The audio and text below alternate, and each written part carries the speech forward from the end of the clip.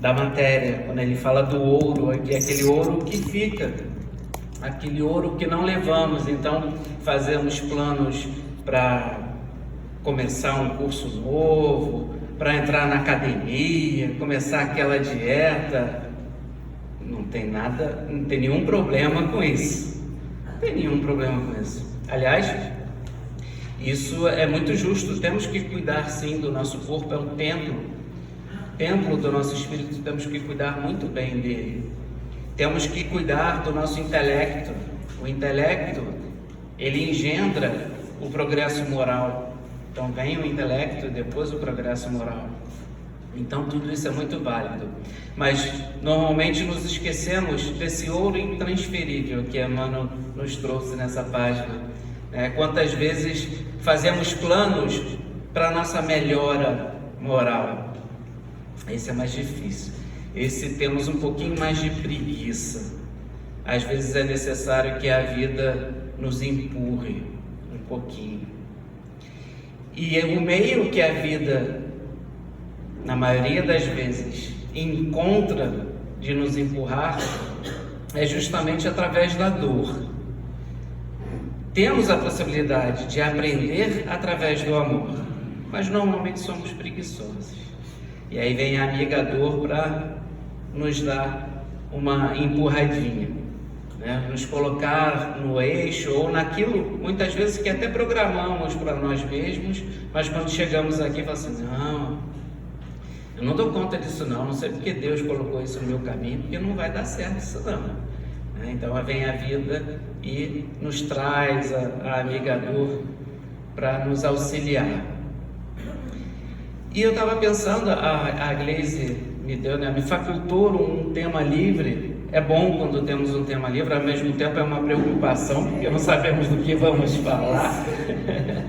É sempre muito difícil, assuntos são variados, mas eu sempre gosto de, no início do ano, falar sobre coisas que justamente nos tragam uma esperança, nos reforcem nossa fé para esse ano que vai se iniciar. É sempre interessante trazer ideias que nos elevem o pensamento, porque ficamos muito no campo da matéria, como falou a página, e temos dificuldade de ver possibilidades melhores do que estamos passando atualmente. Esse fim de semana, em especial, sempre no quarto sábado do mês, lá no André Luiz, nós distribuímos as cestas para aqueles nossos irmãos que estão momentaneamente em dificuldades financeiras e precisam de auxílio de cestas básicas. Então são cerca de 200 famílias, isso? Cerca de 200 famílias que são auxiliadas todo mês. E nesse sábado eu estava lá e eu participo junto com a minha esposa desse trabalho, e chegou uma senhora e a gente conversando, eu não me lembro exatamente porquê, nós chegamos nesse assunto das festas de fim de ano, do Natal, do Ano Novo. Eu não me lembro como a gente chegou ali, porque é tudo tão rápido, é um encontro rápido, precisa ser rápido, são muitas cestas para distribuir. E aí, perguntando a ela, então, como foi, tá tudo bem? Ela falou assim: meu filho, passei sozinha como sempre. Ela é sozinha. Passei sozinha, não tinha ninguém. Aí, quando você percebe que aquela fala dela era uma fala triste, porque você pode estar sozinho e estar bem, não tem problema nenhum, mas você pode estar sozinho e não estar muito bem. Falei: mas você sabe que nunca a gente está sozinho, Sempre temos os amigos espirituais junto conosco e Deus, indiscutivelmente sempre Deus junto conosco. Minha filha estava até do lado fazendo as anotações, aí brincou com ela também, percebeu, E falou assim: olha, às vezes é melhor estar sozinho que mal acompanhado. Aí ela riu um pouco, trouxe uma alegria. E aí eu me recordei que lia essa semana a respeito de um dado intrigante que foi manifestado por alguns pesquisadores durante o ano de 2022, onde eles reuniram, e tem uma faculdade na Bahia que está fazendo uma pesquisa sobre isso, eles reuniram dados a respeito do suicídio no mundo inteiro. E eles chamam de Big Data, né? Uma massa de dados absurda. Eles estão pesquisando sobre esses dados e eles chegaram a uma conclusão, né? Eles verificaram, né, através da análise, que de forma estranha, eles ainda não sabem porquê, se analisar o número de suicídios pelos meses do ano, em todos os países, independente do mês que caia, em todos os países há um aumento da taxa de suicídios justamente ao final da primavera e início do verão, em qualquer país. Aqui, né, no hemisfério que estamos, que o Brasil está, isso se dá justamente no mês de dezembro e janeiro. E aí eu fiquei pensando, né, se quando estabeleceram o Setembro Amarelo soubessem disso, talvez tivessem trazido o Setembro Amarelo para o Dezembro Amarelo, ou Janeiro Amarelo, porque justamente são os meses que isso mais ocorre. E eles ainda não sabem por quê, porque até então cogitava-se da possibilidade que meses com menos incidência solar eram os meses em que as pessoas ficavam mais depressivas. E aí essa pesquisa está mostrando ao contrário, que justamente nos meses onde tem mais incidência solar é que isso está acontecendo. Eles não entenderam por que ainda estão pesquisando. Com base nessa declaração, eu não sou pesquisador, mas com essa declaração que essa senhora veio até nós ontem, falando sobre isso, eu fiquei pensando o seguinte, né?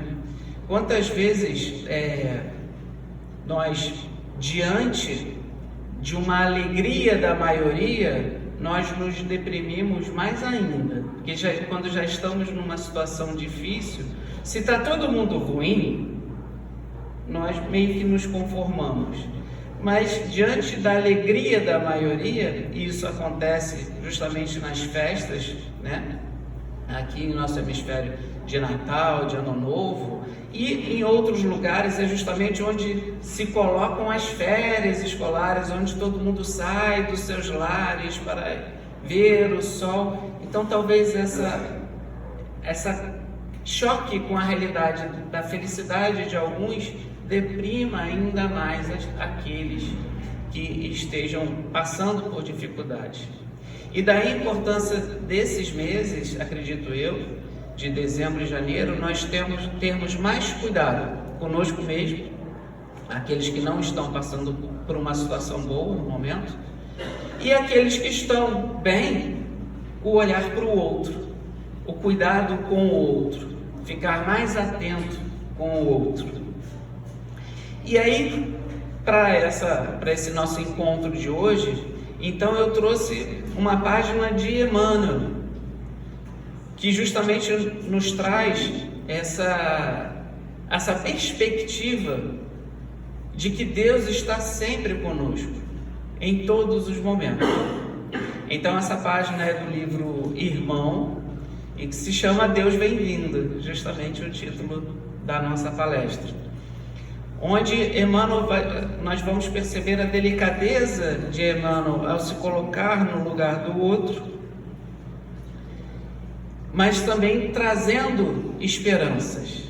Então, para dar já um gostinho da página de Emmanuel, eu não vou falar ela toda agora, vamos ler só o primeiro parágrafo da página e daí a gente dá continuidade. Ele diz assim, ninguém conhece as tribulações que te espancam por dentro da própria alma.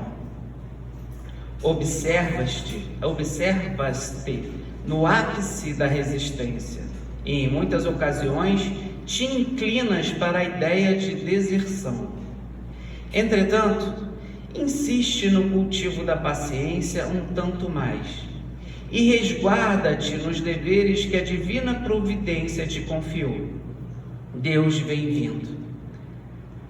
Olha o cuidado, já no primeiro parágrafo que Emmanuel tem, de perceber que a dor do outro, só o outro tem consciência do tamanho. Nós, por mais que nós nos esforcemos em nos colocar no lugar do outro, nós não sabemos a dor que ele está sentindo.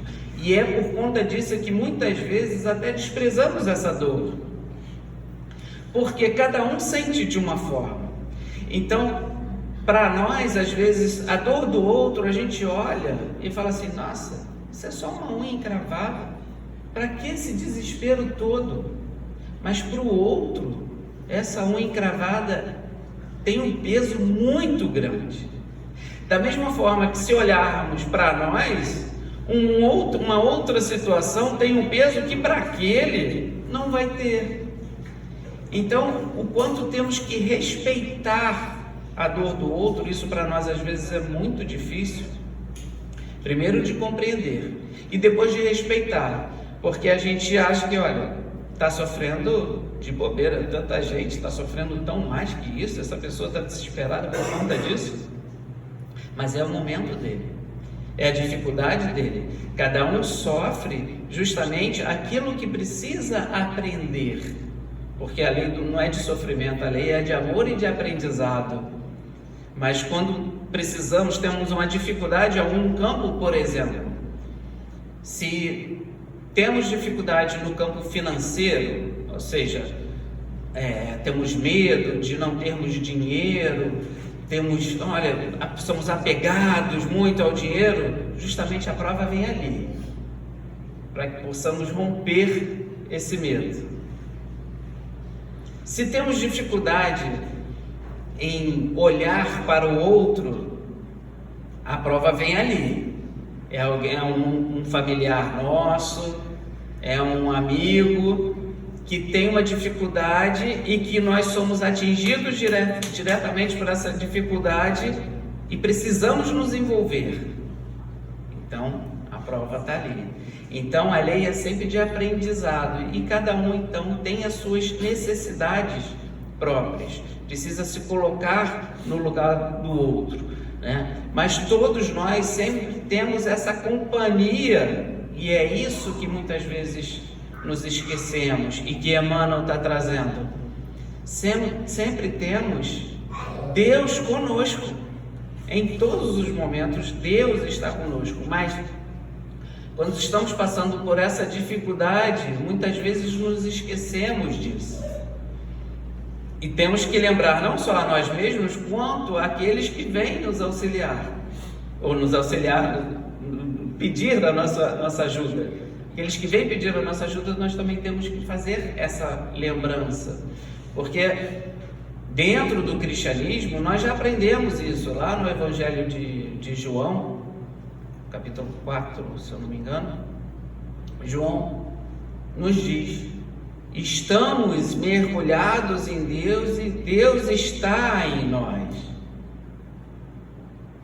Essa é uma ideia que muitas vezes temos dificuldade de compreender, porque ainda trazemos a imagem de Deus naquele Senhor barbudo sentado num trono, movimentando nossas vidas, jogando raios quando fazemos coisas erradas, olhando todas as nossas atitudes. E Jesus veio quebrar com essa ideia de Deus. Até Kardec teve dificuldade em explicar o que seria Deus, e ele traz uma imagem do que seria isso no livro A Gênese, mas ele mesmo diz que essa é uma imagem ainda falha, ainda não é completa, porque não conseguimos compreender. Os Espíritos nos falam que nos faltam sentidos para entender Deus, ainda falta sentido. Então, além dos sentidos que temos, ainda temos que ganhar outros sentidos para compreender Deus. Mas Kardec traz essa imagem de Deus como um grande fluido que preenche tudo. Então, vamos trazer aqui para nossa, né, para a gente entender melhor, como se fosse o ar, né? Mas ele chama de fluido. Mas é um fluido inteligente, não é um fluido, é um fluido inteligente. Então, se estamos mergulhados nesse fluido, nos traz Kardec, então tudo, quando nos movemos, esse fluido percebe. Quando falamos, esse fluido capta. Quando pensamos, esse fluido nos escuta. Por isso que Deus está em tudo. Ainda é complicado para a gente compreender isso. Na evangelização, quando eu trabalhava na evangelização para as crianças, eu trazia uma imagem assim, como se fôssemos Deus do nosso corpo, né? Então nós somos Deus do nosso corpo. Nós não somos o nosso dedão, mas se alguém faz cosquinha no nosso dedão, nós percebemos. Mas eu não sou o dedão. Isso é Deus. Então Deus está em tudo. Deus percebe tudo. Então Deus olha por todos nós. Isso é verdade mesmo, Alexandre? E por que acontecem tantas coisas ruins? Deus não está olhando isso tudo? Kardec talvez tenha tido essa dúvida também. E então ele leva aos espíritos uma pergunta nesse sentido, que é a questão 963. Então lá na questão 963, Kardec pergunta assim para os espíritos: com cada homem pessoalmente, Deus se ocupa? Não é Ele muito grande e nós muito pequeninos para que cada indivíduo em particular tenha a seus olhos alguma importância? Não é, né, essa a nossa dúvida às vezes? Nossa, Deus se ocupa de tudo, do universo todo. Como é que Ele está olhando para a minha vidinha aqui, eu aqui, né, no planeta Terra, no Brasil, no Rio de Janeiro? Deus se ocupa de todo mundo? Como pode isso? E os espíritos respondem: Deus se ocupa com todos os seres que criou. Então não é só conosco. Todos os seres que criou, por mais pequeninos que sejam, nada para a sua bondade é destituído de valor. Nada para a sua bondade é destituído de valor. Mas a gente fica na dúvida. Se Deus então é todo amor, é todo bondade, voltemos à nossa pergunta anterior: por que ainda ocorre? Quando ligamos a televisão, eu tenho evitado, desde o ano passado, eu tenho feito isso comigo. Muitas vezes perguntam: você viu aquela notícia? Não vi, eu ando meio alienado das coisas assim. Eu fiz essa escolha, ainda não saí das redes sociais, mas eu também olho muito pouco, então não tem problema nenhum. Porque aparentemente parece que o mundo está pior. Quando a gente olha, vê os noticiários, vê tanta briga nas redes sociais, tanta discussão, fala assim: nossa, eu acho que o mundo nunca teve tão ruim. Não é, gente, não é. O mundo nunca esteve tão bom.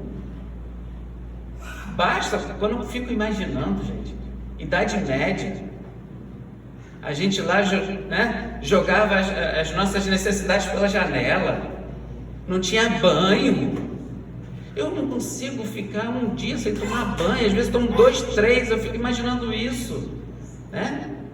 Era até uma recomendação lá na França: ó, não toma muito banho não, senão você fica doente. É engraçado, né? Era uma recomendação do passado, né? Então as pessoas não tinham, imagina, não ter uma pasta de dente. A minha esposa que fala, né? Eu não te entendo, às vezes está atrasada, acorda, atrasada, mas eu tenho que escovar o dente, tenho que tomar um banho, eu não consigo sair sem fazer isso. Então imagina no passado como era. Isso eu estou falando de coisas pueris, mas vamos nos lembrar que pouco mais de 100 anos, isso é muito pouco na história da humanidade, nós tínhamos a escravidão, e era aceito. O pior, era aceito, socialmente aceito. Hoje em dia, se alguém faz uma ofensa ao outro, não precisa ser pessoalmente. se faz pelas redes sociais, nós já nos indignamos. Olha, nós enquanto sociedade, pelo menos a maioria, já nos indignamos com muitas coisas que antes eram banais. É assim mesmo. O sujeito pegava o outro na rua, batia, jogava no canto e dava, tá tudo bem, é assim mesmo. Não era assim que os romanos faziam? Pegava, espancava, não é, eles são a lei. Hoje em dia não existe mais isso. Então, a publicidade do ruim hoje é muito maior do que antes. Nós temos notícia de tudo, do mundo inteiro. Antes não tínhamos essas notícias, mas aconteciam muito mais violências que hoje em dia. Só que não tínhamos conhecimento nada disso. Hoje temos. Então parece que as coisas estão piores. Não estão. Porque o progresso, nós não regredimos. É a lei de progresso, é uma das leis de Deus. É sempre para frente. Muitas vezes os homens escolhem por ficar parados, por criar obstáculos ao progresso. É possível? É. Os espíritos dizem isso. A gente pode estacionar, ficar ali, né? O progresso empurrando, mas tem uma hora que não tem jeito. Tem uma hora que a gente vai no fluxo da maré, seja pelo amor ou seja pela dor. Mas então por que essas coisas todas ainda acontecem? Então Kardec vai trazer uma segunda pergunta aos espíritos, logo depois dessa, onde ele fala assim, mas será necessário que Deus atente em cada um dos nossos atos para nos recompensar ou punir? Aí a ideia de recompensa e punição que Kardec traz, e que a gente sabe que não é bem assim. Não é recompensa e punição, é lei de amor, de aprendizado. Esses atos não são, na sua maioria, insignificantes para ele? Olha o que os espíritos respondem. Deus tem suas leis. Opa, tínhamos nos esquecido disso. Deus criou leis, e essas leis, elas se cumprem. Deus tem suas leis a regerem todas as vossas ações. Se as violais, vossa é a culpa. Indubitavelmente, quando um homem comete um excesso qualquer, Deus não profere contra ele um julgamento. Olha, é a gente achando que Deus está nos julgando, está olhando os nossos erros e nos julgando. Deus não profere julgamento, mas as suas leis existem. Dizendo-lhe, por exemplo, foste guloso, vou punir-te. Olha que engraçado, parece que ele estava olhando para a gente agora, né? Ele traçou um limite. As enfermidades e muitas vezes a morte são a consequência dos excessos. Então muitas vezes nós confundimos a bondade de Deus com a justiça de Deus. Eles se complementam. Então as leis existem justamente para que nós não cometamos tantos excessos, e quando nos afastamos dessas leis, sofremos. Quando não nos enquadramos nessas leis que foram, e os espíritos nos dizem isso também, foram criadas por Deus para a nossa felicidade, mas quando não queremos a felicidade através do que Ele traçou para nós viemos a sofrer. É o nosso livre-arbítrio, são nossas escolhas. Deus não está nos julgando e nos punindo, mas Ele criou as leis. E as leis que nos limitam ali justamente para sermos felizes, nós às vezes queremos atalhos, nós não queremos segui-las. Não, eu quero só a minha felicidade, a do outro para quê? Eu quero o bem só para mim. O bem, quando é só para a gente, não é bem, é egoísmo. O bem tem que ser bem para todos. Mas nós não respeitamos isso. Temos esse livre-arbítrio e Deus respeita esse livre-arbítrio. ele respeita. Então, quando no livro, por exemplo, Mensageiros, nós estudamos há 1 ou 2 anos atrás, agora eu não me recordo se terminou em 2022, acho que terminou em 2022, lá no André, tem uma passagem interessante que André Luiz vem descendo a terra e ele vê várias nuvens escuras. E aí o instrutor vai dizer, ele pergunta, que nuvens são essas? Porque as nuvens parecem ter vida. Ele percebe, ele vai olhando mais de perto e vê que essas nuvens têm vida. E ele pergunta ao instrutor, o instrutor fala, é fruto do pensamento desequilibrado daqueles que estão encarnados. São nuvens de bactérias. Olha isso. Nuvens de bactérias espirituais. E quando estamos em desequilíbrio, o que acontece conosco? Adoecemos. Porque essas nuvens, elas já estão na psicosfera. Quando alinhamos nosso pensamento de forma desequilibrada com o desequilíbrio existente na maioria, nós nos sintonizamos com isso e adoecemos. A escolha de quem? É nossa. Quando no livro Missionários, que estamos estudando agora, esse ano, tem um capítulo, eu não vou me recordar qual é. O pior é que eu que fiz o estudo desse capítulo, mas eu não me lembro qual é. É muita coisa na cabeça, dá uma falha no HD às vezes. Onde tem 3 personagens que eles trabalham numa casa espírita. Eles estão começando no trabalho mediúnico numa casa espírita. E aí André Luiz percebe, dentro desse trabalho, que um tem problemas no campo do álcool. Ele é alcoólatra. Alcoólatra? Mas ele está trabalhando como médium? Foi permitido. Um outro é sexólatra. Ele frequenta, inclusive, casas, voltadas para esse fim. A mente dele só pensa em sexo o tempo todo. E por conta disso, os dois, André Luiz vê na parte orgânica, não é espiritual mesmo, espiritual não, ele já vê na parte orgânica algumas disfunções. E espiritualmente ele também vê larvas espirituais no organismo desses 2 personagens. E tem mais uma que vai para o campo da glutonaria. Então André Luiz vai olhando todo o aparelho digestório dela e vê, ele menciona aqueles caldos, que ela exagera na comida, e foi para a reunião mediúnica assim. Não é livre-arbítrio nosso? Eles podem ficar doentes? Podem ficar doentes. Mas olha a misericórdia de Deus, permitindo que eles estivessem dentro de uma casa espírita, trabalhando.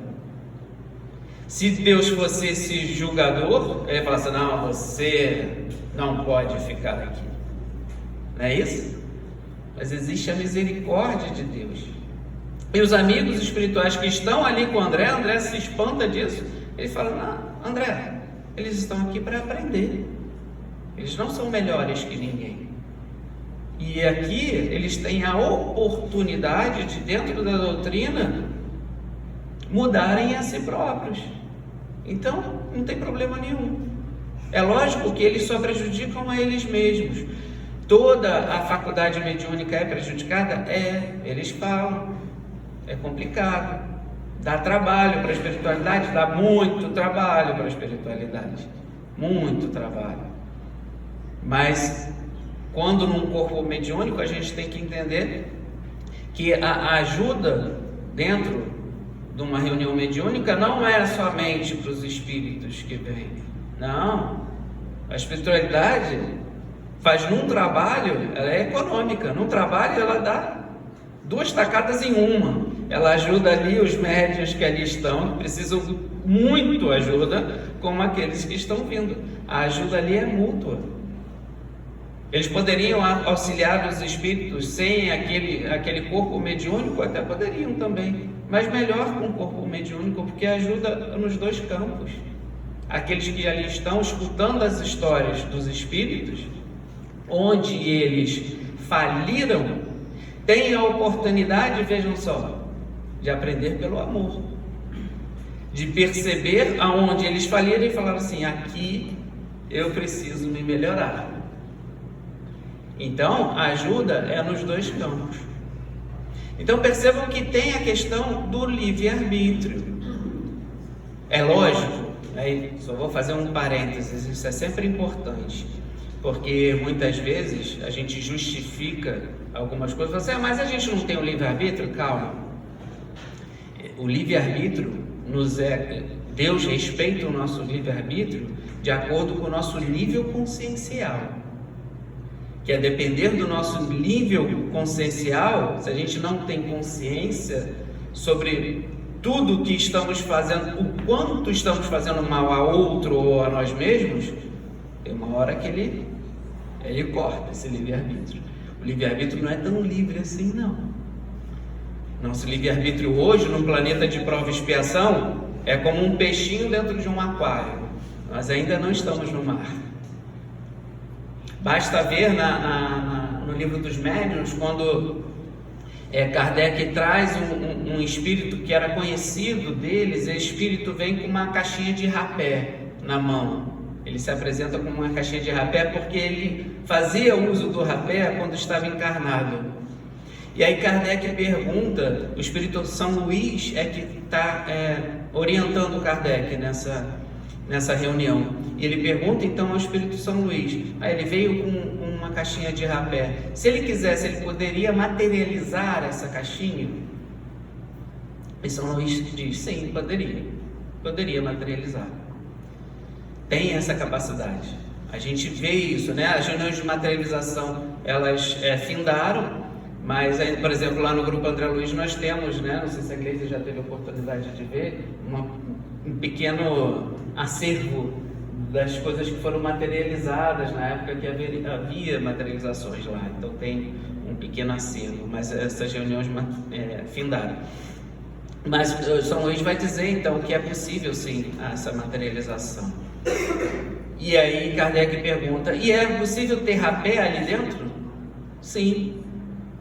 E se nós aqui encarnados pegássemos esse rapé e colocássemos em nossas narinas, iríamos espirrar? Ele falou, sim, funciona, pode materializar nesse nível. Aí olha a mente de Kardec. Então, se um espírito, se ele pode fazer tudo isso, então é possível ele também criar um veneno e esse veneno ministrar aos encarnados e esse encarnado vir a morrer por conta desse veneno? Olha a mente de Kardec onde vai, né? Ele vai utilizando da lógica e fecha o pensamento. E São Luís vai responder, sim, é possível, se Deus assim o permitisse. Deus não permite, porque o livre-arbítrio ele tem limites. Então esse espírito que está pensando dessa forma, ele não tem o nível consciencial para entender o mal que faz ao outro, então não é permitido, então não tem esse livre-arbítrio. Então temos de um lado as leis de Deus, que são frias, podemos dizer assim, ou seja, elas são retas. É dessa forma. Se eu socar essa parede, vai doer a minha mão. É lei da natureza, é lei de Deus. É lei da natureza, vai doer. Se eu bater fraquinho, não dói. Se eu bater mais forte, vai quebrar a minha mão. É lei da natureza. É uma lei fria. Mas temos do outro lado a misericórdia de Deus. Então, temos o costume de falar, no ditado popular, que o frio é conforme o cobertor. Não falamos isso? Que Deus dá o cobertor conforme o frio, ou ao contrário. Então, o frio, podemos trazer essa representação, seriam as leis divinas. Ela é fria, ela vai acontecer. O cobertor é a misericórdia de Deus, a nos auxiliar, a minimizar as dores que estamos sentindo. a melhorar a nossa situação, mesmo quando infringimos essas leis. Sempre a justiça divina anda junto com a misericórdia de Deus. Sempre. Sempre. Então, se existem as leis, por um lado, a nos regular, para que possamos chegar mais rapidamente à felicidade, existe a misericórdia divina ali, minimizando essas dores. Por isso, por maior que seja a nossa dor, tenhamos sempre certeza que estamos amparados pela misericórdia divina. Sempre estamos amparados pela misericórdia divina. Eu tenho até que horas, Guilherme? Só para ver. 10. Então tá bom. Então tem que acelerar. Eu pensei que era até meio-dia. 10, tá bom. Vamos lá. Então, por exemplo, no livro Ação e Reação, nós temos o caso de Adelino. Muito interessante o caso de Adelino. Porque Adelino, André Luiz vai visitar um centro espírita, e Adelino é um trabalhador desse centro. Me parece, ali não é dito, mas me parece que ele tem uma função de muita responsabilidade no centro. Talvez seja até o presidente desse centro espírita, não é dito. Mas você vê ele envolvido com muitas coisas. E aí André Luiz fica surpreso, porque quando chega lá, vem outros espíritos pedir ajuda para Adelino. Por quê? Porque Adelino sofre com uma enfermidade na pele que cria muitas pústulas de sangue e incomoda ele muito. Ele sente dor, ele sente coceira. É uma enfermidade assim que traz muito desequilíbrio para ele. E também porque ele ajuda muita gente financeira e não tem tantos recursos assim, ele também se encontra em dificuldades financeiras. E André Luiz vê esses espíritos pedindo auxílio justamente nesses dois campos que é mostrado ali para o grupo que está ali com André Luiz. E os espíritos, sim, por que não? Vamos ajudá-lo. Então dão passes nele para amenizar a dor. E ele está ali trabalhando, mas os espíritos estão trabalhando com ele também, dando passes, amenizando sua dor, amenizando seu sofrimento, pensando de que forma podem auxiliar ele também no campo das finanças. Olha, pensando, vamos trazer alguém aqui que possa dar um trabalho para ele assim e tal. Então, eles preocupados com isso, André Luiz fica surpreso com isso, fala assim: nossa, mas até no campo financeiro, vocês estão ajudando? Sim, ele tem muitos merecimentos. Mas por que então ele está sofrendo assim? E aí vai ser contada a história dele, que no passado ele foi filho de um senhor de terras com uma escrava. Mas esse senhor, não é dito por quê, talvez muito provavelmente por conta de outras existências, ele, diferentemente de outros filhos, porque isso era muito comum naquela época, o senhor ter filhos com várias escravas, além da sua esposa, diferente de outros filhos que ele tinha um apreço especial por Adelino. Então ele começa a trazer Adelino mais perto dele, começa a ensinar ele o trabalho da fazenda, começa a participar inclusive das farras que eles faziam. Ele trazia Adelino para estar, ele trazia realmente aquele sentimento de pai para Adelino. E eles ficam muito amigos, muito juntos, os dois se amam. E aí toda a herança do pai, então, ele direciona a Adelino, e Adelino sabia disso. Quando ele viesse a desencarnar, a herança ficaria para Adelino, mas Adelino não estava preocupado com isso, continuava ali com o pai. Só que aí começam as provas que todos nós, uma vez aqui encarnados, precisamos passar. E chega uma jovem, 20 anos mais jovem que o pai, e o pai se enamora dessa jovem e decide se casar com essa jovem. Adelino também se apaixona por essa jovem. E aí complica tudo. Porque Adelino, na cabeça dele, ele não consegue viver sem a presença dessa jovem. E como o pai havia se casado com ela, e ele começa a ser correspondido. Então começa a haver um triângulo amoroso ali entre os três. E Adelino então e a própria jovem, infelizmente, começam a bolar uma forma de tirar o pai da jogada. São as nossas fraquezas. E isso é feito. Então Adelino, com a ajuda de mais 2 capatazes e a amante, tiram a vida do pai e utilizam do fogo para fazer isso. Quem tiver curiosidade, depois leiam Ação e Reação. E é por isso que Adelino traz na consciência, no remorso, a pele como se estivesse em fogo, vivo. São as leis de Deus. O remorso dele, ele já havia se arrependido. O remorso traz para seu próprio organismo a enfermidade. E Adelino tinha 3 filhos em casa, só que ele era pai solteiro, porque a esposa havia largado o casamento e ele ainda tinha que criar 3 filhos. Uma menina, adivinha quem era?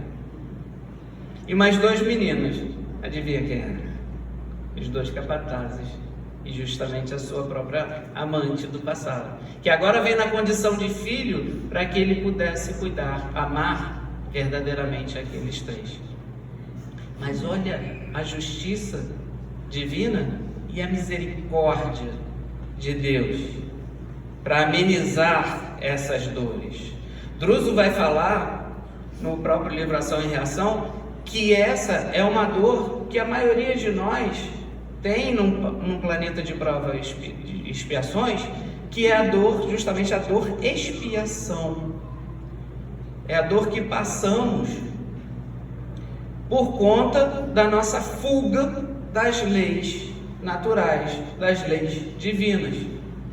Mas olha como a misericórdia de Deus está sempre ali a nos auxiliar. Mas quando olhamos só pelo campo material, nós que estamos aqui, falamos assim, meu Deus, como essa pessoa sofre. Mas não estamos entendendo tudo que está ali por trás.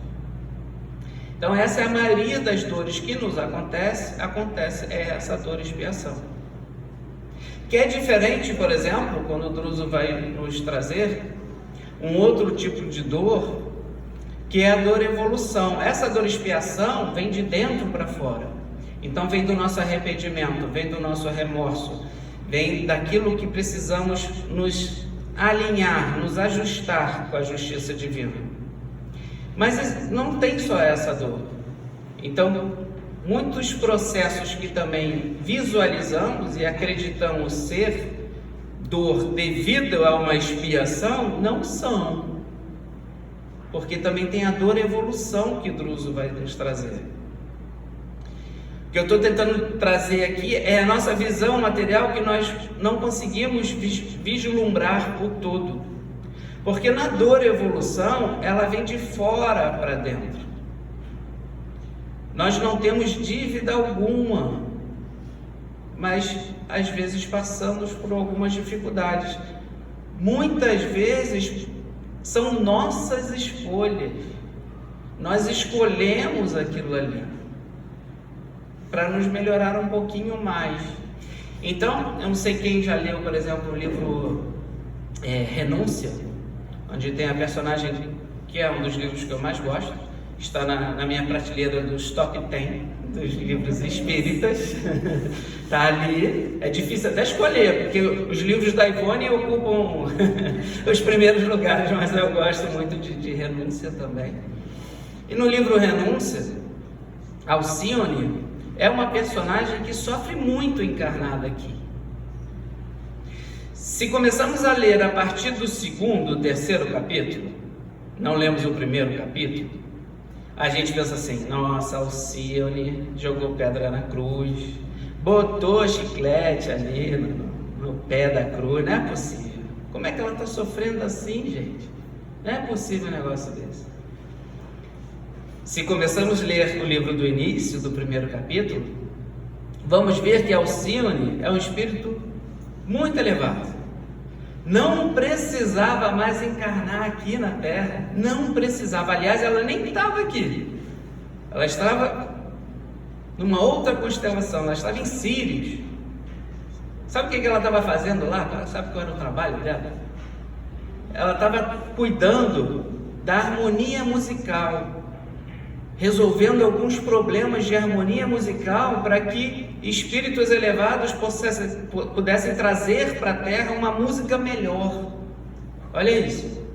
E aí a gente vê, em determinada época, né?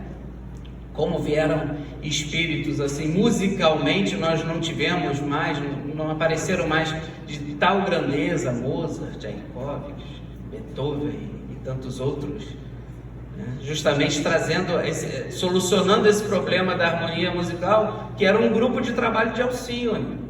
Só que ela tinha um amado aqui na Terra, encarnado, que já tinha convivido com ela em outras existências, e que não tinha evoluído da mesma forma que ela, porque nós não evoluímos simultaneamente e da mesma forma. Cada um tem o seu caminho. E ele ainda estava encarnado e passava por dificuldades. Ele já estava, nesse momento, no primeiro capítulo, ele estava já desencarnado, ele estava no plano espiritual. E Alcione decide encarnar aqui para auxiliá-lo. E aí o mentor dela vai dizer: Alcione, não faz isso não, faz isso não, porque você vai descer, você vai esquecer tudo, e aí você vai passar pelas mesmas dificuldades e vai sofrer todas as carências de quem está no planeta Terra, inclusive carências afetivas, e aí você pode tropeçar e olha aí, vai ficar por lá mesmo, hein? Eu sei, não, mas eu quero ajudar a população, e ela vem. Ainda bem que ela cumpriu direitinho, mas foi uma grande prova, se podemos colocar assim, de renúncia, como é o próprio nome do livro, onde ela renuncia a si mesma em favor daquele que ela ama tanto. E todas aquelas dificuldades que ela passou, ela não precisava passar por nenhuma, mas foi escolha dela. É a dor evolução, que vem de fora para dentro. E tem mais uma dor que Druso vai mencionar, que essa é misericórdia pura, é pura misericórdia, que é a dor auxílio, que muitas vezes nós também não entendemos. Porque a dor auxílio é aquela que todos os amigos espirituais nos envolvem em determinado fato, porque nós ainda precisamos nos ambientar a isso. Deixa eu dar um exemplo. Aqueles que todos nós conhecemos um caso desse, aqueles que às vezes passam por enfermidades graves e que nós, na nossa visão material, falamos assim: ah, meu Deus, por que Deus não leva logo ele? Ele está sofrendo tanto, por que não vai logo? E a pessoa está internada, está no hospital, passa às vezes desacordada, não está mais consciente, mas está ali, com aparelhos, mas está ali. E a gente não entende. Da nossa visão, muitos pensariam em praticar a eutanásia. Desliga os aparelhos, para que ele vai ficar aí ainda? Só está sofrendo, fazendo a família sofrer. Mas é porque é a dor auxílio. Tanto aquele espírito que ali está, quanto às vezes os familiares precisam se preparar, principalmente o espírito, para o desencarne. Às vezes ele ainda não está pronto. Aconteceu isso com meu pai. Meu pai sofreu um infarto muito novo, 62 anos ainda, totalmente inesperado. Ninguém sabia que ele tinha um problema coronário. Foi assim, rápido. E não deu tempo de socorrer. Ele chegou a ir ao hospital, mas foi tão fulminante que não deu tempo. Só que ele não desencarnou ali naquela hora, porque foi uma surpresa para todos nós, para toda a família. Então ele ficou ali no UTI, né? UTI, durante 45 dias, contados, gravados, 45 dias, totalmente desacordado, em coma profundo. Minha mãe ia visitá-lo todo dia, só tinha aquela horinha ali de visita. E esse tempo todo, provavelmente, hoje eu vou saber, né? Mas provavelmente foi para prepará-lo para esse desenlace, porque deve ter sido uma surpresa enorme para ele. E para preparar também a família, porque para minha mãe, nossa, ela não esperava isso de uma hora para outra. Então, precisaríamos nos acostumar a essa ideia. Então foram 45 dias longos de preparação para esse desenlace. Olha a misericórdia divina. É uma dor? É uma dor auxílio, para nos auxiliar. Às vezes essa dor vem através de uma enfermidade. Calderaro, no mundo maior, também tinha um amigo que tinha problemas com o alcoolismo. Aí Calderaro ajudava ele. Aí ele caía de novo. Aí ia para Gandaia. Agora eu estou bem. Aí ia para Gandaia. Aí Calderaro ajudava, ele melhorava. Quando ele estava bonzinho, ia para Gandaia de novo. Aí caía de novo. Aí Calderaro, vamos deixar ele aí então no hospital. Dá um probleminha coronário dele e deixa ele aí 3 meses. Para ele pensar no que ele está fazendo. É dor auxílio. Porque senão ele ia enviesar por um caminho totalmente equivocado. Então, essa página de Emmanuel, para finalizarmos, que só falamos o primeiro parágrafo, é justamente para nos mostrar que Deus está sempre do nosso lado, sempre nos auxiliando em todas as horas, em todas as dores. Então complementa assim, Emmanuel: perdeste as mais belas aspirações em vista dos golpes que a realidade te desferiu. Por vezes, sentes o ímpeto de agir contra a própria existência. Conserva-te, porém, na paciência um tanto mais e prossegue na execução dos teus próprios encargos. Deus, bem-vindo. A solidão te oprime os sentimentos, embora quase sempre te vejas na multidão. Nesses instantes parece-te que a morte se aproxima, e não raro experimentas a tentação de abraçar a fuga e a irresponsabilidade. No entanto, usa a paciência um tanto mais e persevera nas esferas que a vida te deu a realizar. Deus bem-vindo. Lembra os obstáculos e crises, quedas e provas que já atravessaste, das quais sempre ressurgistes para o reequilíbrio e para a busca da felicidade, sem que saibas explicar de que maneira te refizeste para a alegria de viver e conviver. Avalie as bênçãos que te marcam os dias e as vitórias íntimas que entesouraste no campo das próprias experiências. E nunca te acomodes com o desespero. Se ainda não dispõe de segurança a fim de sustentar a própria fé, acalma-te. Trabalha, serve, espera e guarda a certeza de que Deus vem vindo. Em verdade, Emmanuel utilizou essa figura, essa imagem de Deus vem vindo, mas temos consciência que Ele não vem vindo, Ele está. Que a paz do Senhor seja em nossos lares e em nossos corações.